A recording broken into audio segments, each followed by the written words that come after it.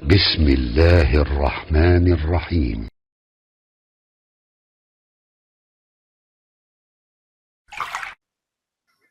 Assalamualaikum warahmatullahi wabarakatuh. Apakah yang disebut silaturahim itu hanya dengan keluarga yang sedarah, kakak, adik, ayah, ibu, dan sebagainya, atau di luar itu? Terima kasih. Quran surah keempat ayat pertama.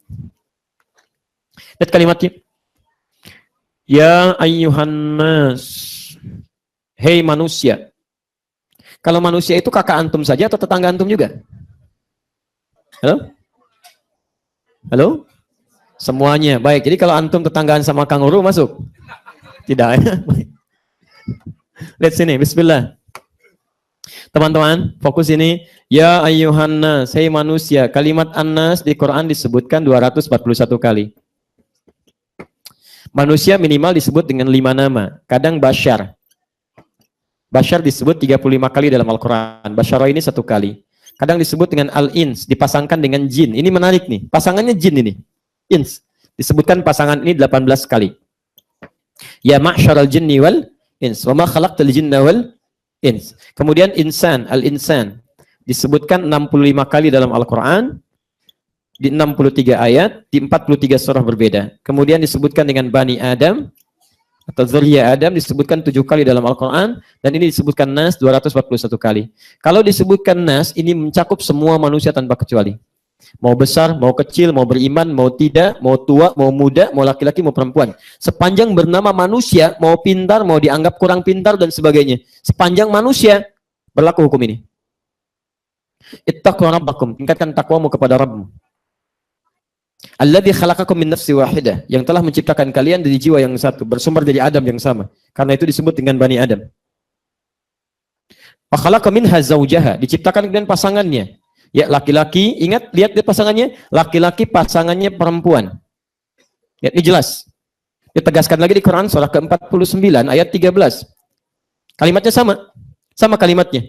Awas hati-hati. Ya ayyuhan nas, sini nas, sini nas. Inna khalaqnakum min dzakarin wa untha. Kami ciptakan pasangan kalian, zakar, laki-laki, wa untha, dan perempuan.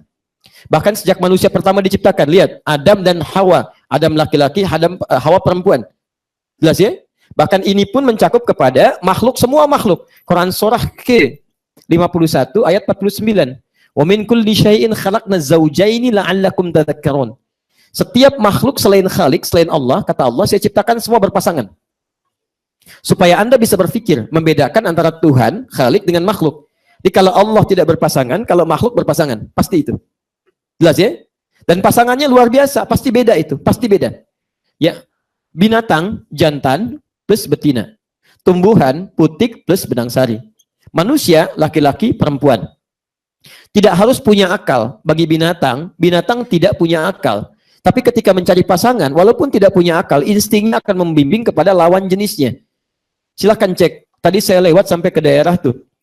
Ya, satu cukup jauh ke selatan di Lara itu ya, kalau tidak salah. Baik, kemudian kami lihat biri-biri dan sebagainya. Tapi sampai hari ini, yang jantan kalau datang syahwat ya cari betina.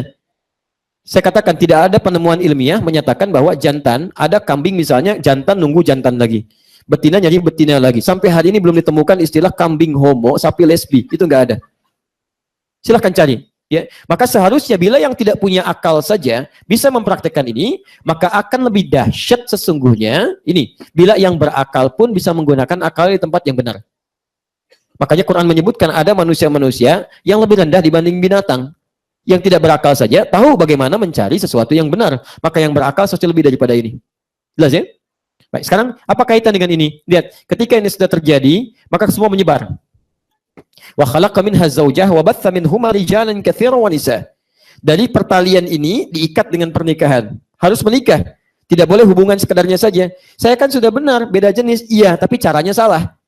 Diatur dengan benar, maka muncul pernikahan. Di Quran surah ke-30 ayat 21. Ini poinnya. Baik, awali dengan lamaran. Quran surah ke-4 ayat ke-4. Nanti ada ketentuan khususnya supaya tidak terlampau panjang. Ke sini. Setelah menikah, menyebar, belum tentu di satu daerah. Belum tentu. Bisa menyebar lebih luas lagi. Ditafsir lagi di Quran surah 49 ayat 13. Wa ja'alnakum syu'uban wa qabail. Kami jadikan kalian terpecah-pecah luas. Ya, ada yang tinggal satu kampung, sekampung. Kan? Masya Allah. Kan? Kemudian ada yang misalnya pindah lagi, ya, seprovinsi. Ada yang pindah lagi, satu negara, bahkan pindah negara, menyebar semuanya. Menyebar. Silahkan cari pasangan Anda, bisa didapatkan di sini. Kalau nggak ada di sini, kalau nggak ada di sini, kalau nggak ada di sini, silahkan lebih luas lagi. Bebas. Boleh nikah dengan perempuan sekampung? Halo? Boleh, Bu? Tidak, bagaimana perempuan sekampung itu banyak begitu? Tidak. Yang boleh 1, 2, 3 perempuan sekampung dinikahi. Boleh, haram hukumnya. Nggak boleh. Bagaimana menikah dengan perempuan sekampung? Tidak boleh. Orang nggak kebagian gitu kan, antum semua. Nggak boleh, haram hukumnya. Ya, baik. Boleh menikah dengan perempuan yang masih sekolah? Halo? Nggak dijawab.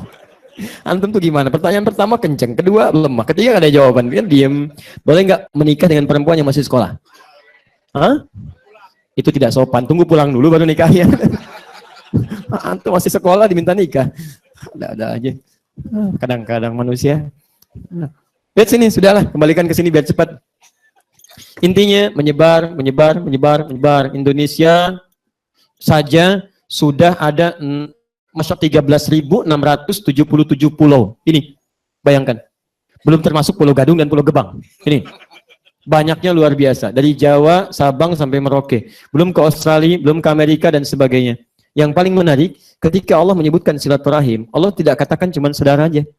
Itu keluarga di sini aja, enggak. Teruskan ayatnya. Wattaqullaha alladzi tasaaluna bihi wal arham.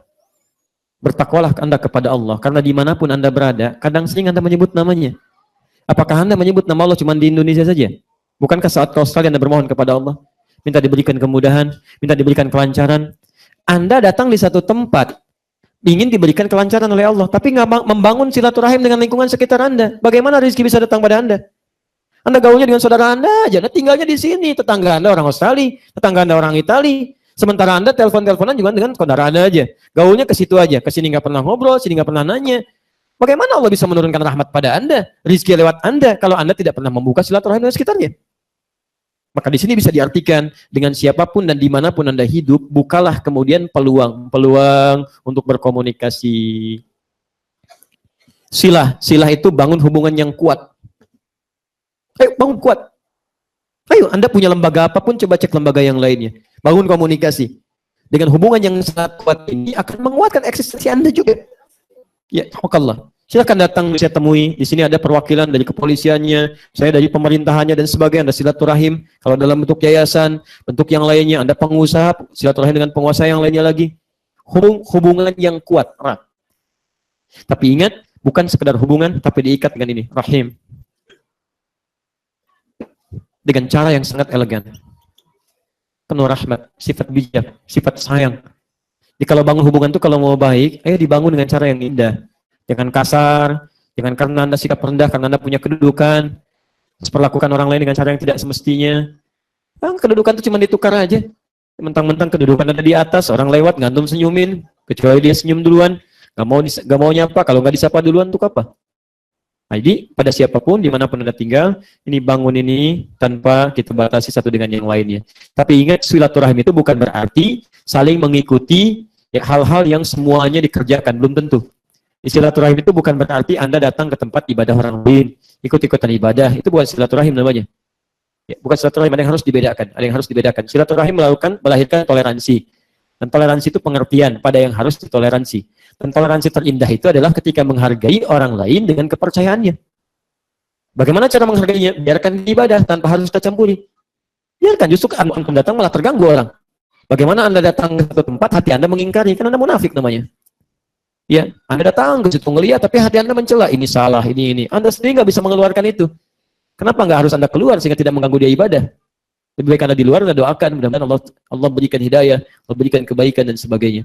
Karena itulah banyak hadis yang meminta kita menjalin silaturahim tidak hanya lewat kata-kata, bahkan lewat materi. Pernah dengar hadis, kalau Anda masak makanan, kemudian baunya sampai ke tetangga, maka bagilah tetangga walaupun cuma kuahnya. Dan saya pernah ajarkan maksud hadis ini kalau Anda masak kuahnya saja. Awas, Anda baca dengan jelas ini. Kalau Anda masak kuahnya saja. Ya, jadi bukan Anda tafsirkan yang dibagi tetangga kuahnya, berarti saya isinya. Tidak. Ya, Anda masak dengan isinya, bagikan isinya. Jadi kalau Anda masak kuahnya, bagi kuahnya supaya orang ini tidak berprasangka buruk kepada Anda. Anda masak kuah opor, isi singkong padahal. Anda nggak bagi, lalu tetangga Anda simpulkan, masak opor nggak bagi-bagi, padahal singkong. Maka kasihlah tetangga Anda supaya ada pengertian. Dan yang paling hebat di sini tidak pernah disebutkan apakah tetangga Anda itu muslim atau bukan. Yang penting jadi tetangga Anda. Jelas ya? Allah Ta'ala a'lam bissawab. Ini sudah hitungan barangkali disimpan dulu nanti supaya lebih mudah. Kalau Anda punya masalah spesifik begini, lebih baik dipisahkan. Ditanyakan terpisah, nanti saya jawab pada Anda. Mungkin via email atau yang lainnya. Ya. Ada persoalan warisan yang sifatnya langsung, jadi karena ini ada contoh spesifik, ini kan harus ditanya kalau warisan itu. Nggak semudah begini, jadi ada pertanyaan itu bisa dijawab. Kalau versi SMS, jawab versi SMS. Kadang-kadang ada orang nanya, versinya versi email, tanyakan via SMS itu nggak bisa. Nggak bisa, teman-teman. Ini suka kebiasaan ini ya, saya ingatkan nih. Kalau zaman Nabi, orang bertanya terbuka. Terus terang gitu. Nah, ini terus terangnya ini pada sesuatu yang kira-kira bisa disampaikan dengan baik. Kadang-kadang orang sekarang suka dikemas dalam bentuk kalimat, padahal dia yang punya masalah. Ustadz begini ya, kalau ada kasus seperti ini, kira-kira menurut Ustadz bagaimana solusinya? Padahal kasusnya dia yang mengalami. Nanti dia simpulkan sendiri dari situ, kesimpulannya bisa berbeda, bisa keliru. Jangan sampaikan turunannya, begini masalahnya, ini, seperti ini, baru solusi bisa ketemu. Dan kadang-kadang ketika kita sampaikan lewat jawaban misalnya, ada jawaban yang tidak harus sifat tulisan, harus ketemu, dijelaskan, ditanya, ini kenapa, ini kenapa, ini kenapa. Karena ekspresi seseorang pun bisa menentukan tentang hukum yang diberikan. Ada seorang ulama besar, dan luar biasa itu, luar biasa ya. Sekali kedatangan dua orang. Dua orang ini bertanya tentang masalah yang sama, tapi jawabannya bisa beda. Yang satu mengatakan, ya Syekh, halil qatil taubah. Apakah bagi pembunuh itu punya tobat? Ada tobat bagi pembunuh? Kata Syekh ini, bala, ya, ada tobat. Lalu dia pergi. Orang kedua datang, kalimatnya sama, halil qatil taubah. Apakah bagi pembunuh ada tobat? Kata orang ini, kata Syekh ini, kalla, tidak. Tidak. Anda bisa bayangkan, di majlis yang sama, dua orang datang, pertanyaan sama, jawaban beda. Jamaah bingung. Syekh, kaifa tujib ala su'alil wahid bi'ajwibah mukhtalifah?